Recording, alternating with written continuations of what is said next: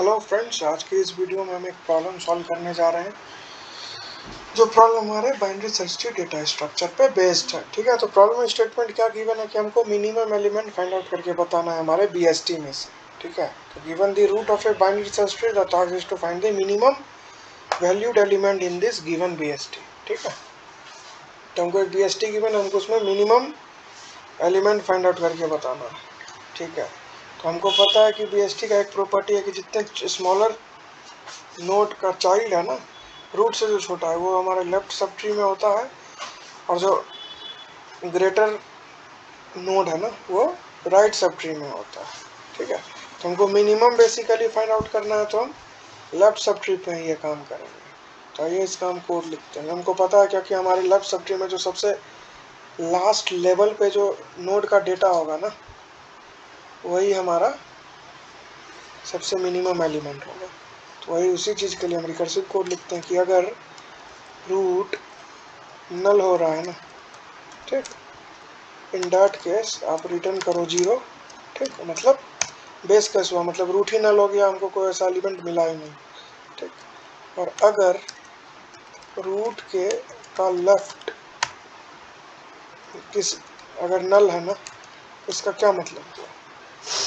अगर रूट का लेफ्ट नल है इसका मतलब वही लास्ट एलिमेंट है। सो इन डैट केस हम रिटर्न कर देंगे रूट का डेटा।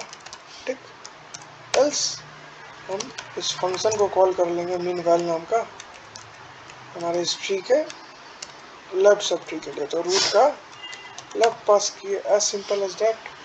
ठीक है, कंपाइल करते हैं इस पर्टिकुलर कोड को।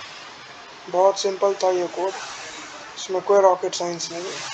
ठीक है, तो हमको जैसा दिख रहा है हमारा एक्सपेक्टेड आउटपुट भी है 1, और जो हमारा आउटपुट आ रहा है वो भी है 1।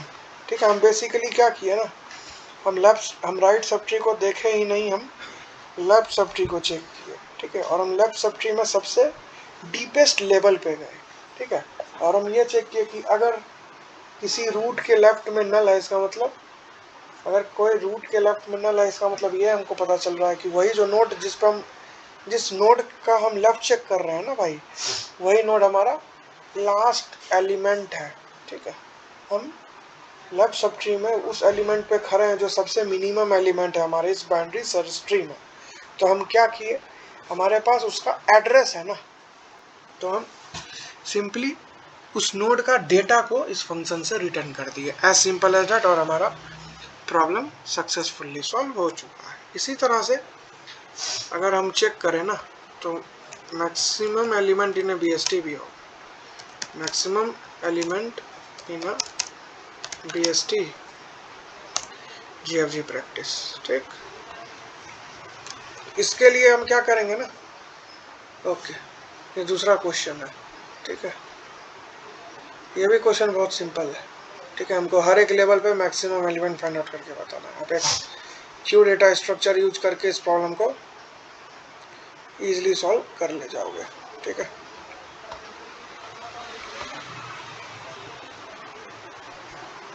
ओके, ठीक है,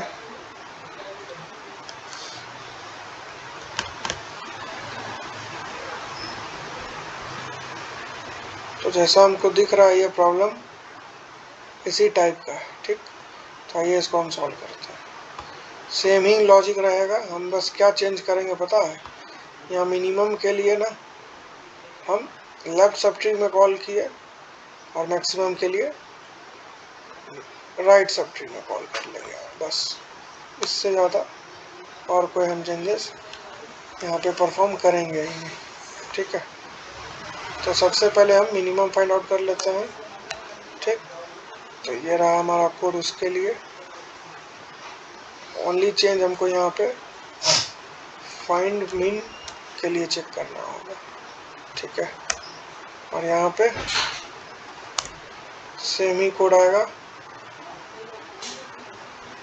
ठीक है, बस हम राइट सब ट्री में चेक करेंगे। ठीक,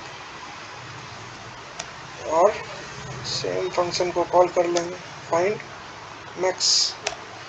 ठीक है, कंपाइल करते हैं इस पर्टिकुलर कोड को। ओह, कोड हमारा फट रहा है।